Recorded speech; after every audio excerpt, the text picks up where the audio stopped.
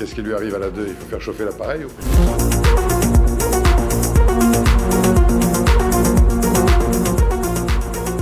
Au niveau du 19e siècle, avait en gros deux visions.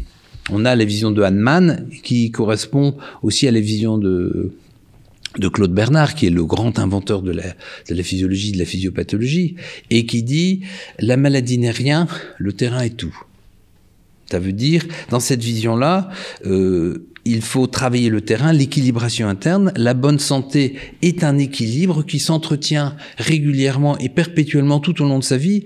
Dans la Chine ancienne, on payait son médecin 4 fois par an pour aller se faire équilibrer aux 4 changements de saison. Et en échange de quoi, si on était malade, il vous soignait gratuitement. Donc, c'est l'art de l'équilibre et l'art de la santé par l'équilibration avec soi-même. Dans cette vision du monde, on est en harmonie avec la nature, on respecte la nature puisque la nature est notre pharmacie et elle nous aide à vivre. On prend dans la nature ce qu'elle peut nous donner, on vit dans un mode écologique avec le monde, un mode harmonieux, et on vit aussi dans l'idée que les êtres humains ont une qualité propre et que l'on croit fondamentalement dans la qualité d'être humain et dans la capacité à se guérir. Claude Bernard disait: il existe à l'intérieur de chaque personne quelque chose qui travaille son équilibre. Il disait aussi, il n'y a pas véritablement de différence entre la maladie physique et la maladie psychique. Et ces notions-là, on les retrouve chez Hahnemann et on les retrouve aussi chez Hippocrate, où il disait, il y a quelque chose à l'intérieur des êtres humains qui travaille perpétuellement à son équilibre. Donc, on est dans cette vision-là. Et dans cette vision-là, on croit en la vie, mais on a aussi une caractéristique, c'est qu'on a conscience de l'humanité et de la finitude de l'humain. C'est-à-dire, l'humain est fini, il va s'arrêter un jour, il n'est pas éternel, et cette non-éternité fait que chaque minute de la vie est importante, la conscience de son existence est importante, et comme avait dit Goethe, Dieu a créé la mort pour qu'il y ait plus de vie, et dans cette vision-là, l'humain a une forme de modestie par rapport au monde, de modestie par rapport à lui-même, de modestie par rapport à la nature qu'il respecte.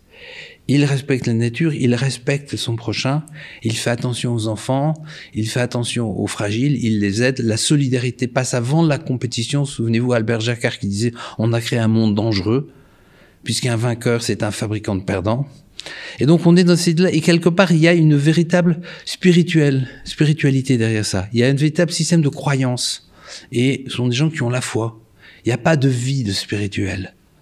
Ça, c'est un mode de fonctionnement. Et dans ce mode de fonctionnement-là, chaque personne est unique, on va la soigner en tant que personne unique. Et donc, on dira un médicament pour une personne. Ça, c'est une vision des choses. Et puis, et c'est la vision que j'adopte, et attention, qu'on soit bien clair, je ne suis pas du tout opposé au progrès technique extraordinaire de la médecine classique, qui est capable de changer des valves, de changer des articulations. C'est fabuleux, quoi. Il faut les utiliser. Les médecines d'équilibration sont meilleures pour le terrain, pour le fond, et la médecine moderne est excellente pour les cas urgents, pour les drames, ça, c'est formidable. Et les deux doivent s'équilibrer et coopérer. Il n'y a pas une qui est meilleure que l'autre. Ce qui est mauvais, c'est de ne pas utiliser les deux. Ça, c'est une première vision. La maladie n'est rien, le terrain est tout. Et la deuxième vision, c'est la vision de Pasteur. Alors, on pourrait reparler de l'histoire de Pasteur et de sa mégalomanie et de la personnalité qui est assez particulière de Pasteur aussi. À l'époque, il a failli tomber justement pour corruption, parce que, etc., etc. Donc, il a failli aller en prison, Pasteur. Et donc, dans la vision de Pasteur, c'est une autre vision où l'être humain, qui serait entre guillemets parfait, serait attaqué par des méchants microbes qui seraient la cause des maladies.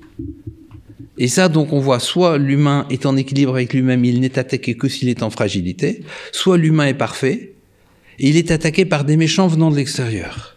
Que sont les microbes? Et si on réussit à détruire le microbe, on va tout détruire. C'est vrai que dans un certain nombre de cas, quand vous attaquez le microbe, vous arrivez à guérir les gens. Mais si le terrain n'est pas bon, ça va revenir. On ne fait que c'est reculer pour mieux sauter. On l'a bien vu avec l'histoire de la vitamine D qui augmente tous les systèmes immunitaires et qui aurait évité 80-90% selon différentes statistiques des pathologies. Et donc dans cette deuxième vision, qui est une vision typiquement paranoïaque, l'extérieur est dangereux. C'est ça la définition de la paranoïa. Et donc c'est les visions de Pasteur. Et c'est intéressant parce qu'à la fin de sa vie, Pasteur va confier à son grand ami le docteur Renon, à qui il a beaucoup écrit, il y a beaucoup de courriers entre Pasteur et Renon, il va dire « Je me suis trompé, Claude avait raison. » Claude, c'est Claude Bernard. Donc il va dire qu'il s'est trompé. Mais ce système-là va être adopté globalement par la médecine classique. Et avec un système de connivence d'intérêts. Parce que dans un système comme celui-là, qui va être repris après par Rockefeller, qui était un grand paranoïaque, qui a perdu ses cheveux à 50 ans tellement il avait peur d'être assassiné et qu'il avait conscience d'avoir un peu volé tout le monde. Et donc ça va être repris par Rockefeller avec la fondation Rockefeller, le fameux rapport Fleschner par Abraham Fleschner et toute cette manière de faire là, où je dirais que on va avoir une communauté d'intérêts entre des gens qui ont peur de la vie, qui ont peur de la mort, qui voudraient, dans leur psychopathologie, et je pèse mes mots, que la vie soit éternelle. C'est le transhumanisme qui est une psychopathologie. Le transhumanisme, c'est, vous savez très bien qui parle de transhumanisme, qui dit vous ne posséderez rien et vous serez heureux. C'est comme Alice Miller qui dit c'est pour ton bien, pour parler de la vie de Adolf Hitler. Vous ne possédez rien. Donc on a cette vision du monde-là, où on va pouvoir changer les pièces des gens, c'est la mort de la mort, où on va vivre éternellement. On va vivre éternellement pour compenser le fait qu'on n'est pas capable de vivre. Et donc, la communauté d'intérêt se fait entre les gens qui sont dans cette psychologie-là et les gens qui se disent on va se faire de l'argent avec ça. Et quand Rockefeller, qui est typiquement dans une psychologie paranoïaque, et il a été décrit par tous les journalistes de l'époque comme étant extrêmement paranoïaque, un peu comme finalement Pasteur, eh ben lui il va dire bon maintenant on va inventer Big Pharma. Le Big Pharma est inventé par le rapport Fleschner en 1910, 1920, 1930 avec des flux de centaines de millions de dollars, ce qui à l'époque était énorme. Je crois qu'il y a dû avoir jusqu'en 1940 5 ou 600 millions de dollars déversés sur toutes les facultés qui accepteraient de suivre ces règles-là. C'est-à-dire c'est une vision scientiste des choses, c'est-à-dire le corps, c'est une usine qui est fabriquée avec des individus qui sont des cellules et qui vont respecter. Il n'y a plus rien d'autre. Il n'y a plus rien d'extérieur. La spiritualité n'existe plus, l'équilibre avec la nature n'existe plus. Et on va arriver sur le principe fondamental de, non pas un médicament pour une personne, ce qui n'est pas rentable. On va arriver à un médicament pour une maladie, ce qui est rentable. C'est ce que disait Ford, vous pouvez choisir n'importe quelle voiture à condition qu'elle soit noire et de modèle T. Et donc là, si c'est le même médicament pour tout le monde, ça va faire gagner de l'argent. Donc je trouve que c'est intéressant parce que là, on touche le nœud philosophique de la chose. C'est-à-dire, il y a une communauté d'intérêt entre les gens qui ont peur et les gens qui vont se faire de l'argent avec la peur. Et on voit que c'est ce qui se passe maintenant. Et les gens qui vont justifier leur propre peur en se faisant de l'argent. C'est-à-dire, en gros, un escroc, il n'y a rien de plus dangereux et de plus efficace qu'un escroc qui croit à sa propre escroquerie. Et là, on est dans cette problématique-là. Vous voyez, c'est fondamentalement, on va opposer deux visions du monde. Une vision qui est basée sur la peur. La peur, qu'est-ce qu'on fait? On accumule. C'est la cigale et la fourmi. On accumule l'argent, la finance. On détruit tout pour avoir des choses. On détruit le monde, on abîme le monde. L'écologie n'existe pas. On peut détruire les peuples n'importe comment si on peut se faire de l'argent. Les marchés sont des monstres froids qui fonctionnent avec des algorithmes. Et de l'autre côté, il y a la vision qui croit en la vie, en l'humain et en l'amour. C'est ça qui est intéressant. Il y a la recherche de l'argent et le pouvoir, et il y a aussi le vide spirituel. L'absence de foi en autre chose qui est plus grand que nous. Il y a un vide spirituel chez nos dirigeants.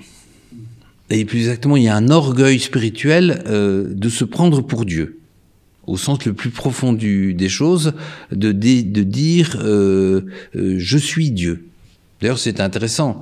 Lloyd Blankfein, le patron de Goldman Sachs, avait dit un jour, quand on lui pose une question, comment définissez-vous votre métier? Goldman Sachs, c'est quand même une des grandes banques d'affaires qui n'hésitent pas à même voler leurs propres clients. Ils ont même été condamnés pour ça. Et quand on lui disait, qu'est-ce que vous faites comme métier? Il disait, je fais le métier de Dieu. Je pense que il a regretté après ça d'avoir dit ça, mais c'était le fond de sa pensée. Et il y a une sorte d'orgueil considérable de ces gens qui veulent changer le monde, regarder les idées du nouvel ordre mondial où on va déstructurer la famille, où le sexe masculin féminin n'existe plus, où on voudrait même qu'on puisse utiliser les enfants comme on a envie. Regardez ce qui se passe. Donc on a non seulement un vide spirituel, qui fait qu'on peut se permettre de faire n'importe quoi, y compris détruire la terre, pour satisfaire juste sa propre peur de la vie. Et de l'autre côté, il y a une vision humaniste. Et le vrai combat, il est là. Le vrai enjeu, il est là. Vous croyez à quoi? Vous croyez dans la vie ou pas? À l'OMS, on parlait avant de l'immunité naturelle. Regardez, sur le site de l'OMS, le principe de l'immunité naturelle a disparu. Il n'y a plus que l'immunité artificielle créée par les injections. Vous voyez? Est-ce qu'on croit dans la vie ou est-ce qu'on ne croit pas dans la vie? Est-ce qu'on se prend pour Dieu ou est-ce qu'on est humble? Est-ce qu'on arrive à vivre sa vie dans l'amour et la générosité ou est-ce qu'on veut dominer le monde pour soigner sa peur? Et je pense que l'idée fondamentale, c'est ça. J'avais même, à une époque, parce que j'aime bien faire de l'humour, et j'avais dit, il faudrait créer une ONG pour aller soigner ces pauvres transhumanistes dans leur désespoir et dans leur psychopathologie et venir au secours de ces milliardaires qui sont des êtres d'une pauvreté spirituelle et d'une pauvreté intérieure absolument dramatique.